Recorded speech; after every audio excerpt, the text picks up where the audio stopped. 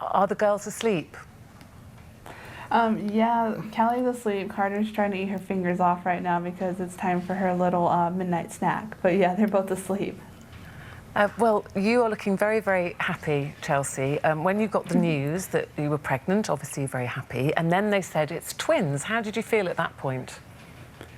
We found out that they were twins and that they were conjoined all within the same appointment. So the fact that we had twins was overwhelming, and then it followed with your twins are stuck together.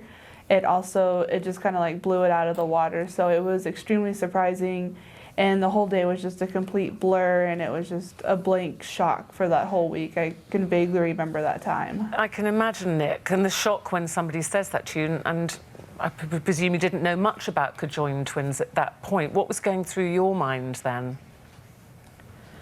Just kind of thinking of what was going to happen and thinking that my twins weren't going to survive. And what they told us was that I was going to either have a miscarriage or I should abort. So that was also weighing on our mind pretty heavily as well. I just waited for the miscarriage to happen. That just evidently never happened. No, obviously, and we're looking at pictures of your gorgeous girls, Callie and Carter. Nick, what is it like as a dad now? You're cradling both of them, and they're very, very special. They're very different. 3 months into their lives, how does it feel being dad to them and the responsibility that goes with it? It was life-changing. Oh, sorry. It was very life-changing. I didn't really know how to react. I didn't know how to feel. I didn't know anything about conjoined twins prior to having my girls. So it was just really special and really a learning opportunity. And it's just amazing. I can't imagine not having them every day now. Chelsea, you have had choices up until now. You know, you were told that they were conjoined, and you know, you've chosen to do what you've done. And so far, so good. Everything's good. Will that decision always be hanging over you? Will it always be there to think that an operation to separate them may be on the cards? Yeah, it'll definitely always be there, whether it be a medical issue is my main worry, or the point that the girls are just like, you know, we don't want to be together anymore.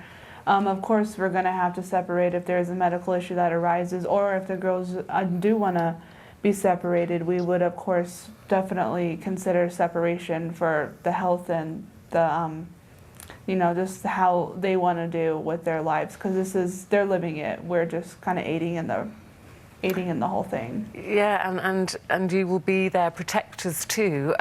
You live in Idaho, and you say you live in a very small place. What's the reaction been within your community? Yeah, we live in a really small place. It's about 13,000 people. It's not too extremely big. We get a lot of people that help us, ask us if we need anything. We also have people donate some stuff to our fundraisers that we had. We had a bunch of people just kind of come and talk to us about the girls. They do follow us on Facebook with the girls, so we get a lot of people come up to us and say, oh, hey, you know, we follow the girls. How are they doing? We see pictures all the time. So it just depends kind of on who it is, whether it's the elderly who did help us with the fundraisers, or the younger generation that does follow the Facebook, or even the younger generation, as my sister's school, who is in 5th grade, they do also take a really good interest in the girls and love to see them as well. Yeah, and there'll be really... Yeah, sorry? Oh, it's just been a very strong community positive outlook. We were afraid it'd be more negative, you know, it's something you don't come across, and everyone has their opinions about everything, but our community's been very strong and positive, backing our corner. Yeah, because Nick, I think, you know, people know how difficult it is to be a parent, never mind the parent of twins, and then the situation that your beautiful daughters find themselves in, conjoined from the waist down. So, one body, 2 children. Nick, do they have different personalities already? Can you see differences in them? They are complete 180 personalities from each other. So little Miss Callie right here, she's very calm, very gentle, and then Carter here can be very outgoing, loud, aggressive. She's much more demanding than her sister. Well, listen, it's an amazing story, and you said you're getting so much support from your community. You're obviously the most unbelievably loving parents and doing everything you can for your girls. And I do have to say, there's so many people in my ear saying, "Oh, can we see them? Can we lift them up? Can we?" Oh, I don't know if they're asleep, or you can sort of tilt them towards the camera. Everybody's dying for a little look here. There's lots of ohs and ahs going on there. Oh, they won't thank you for waking them. Gosh. Hello, girls. Yeah. Okay. Well, thank you very much indeed.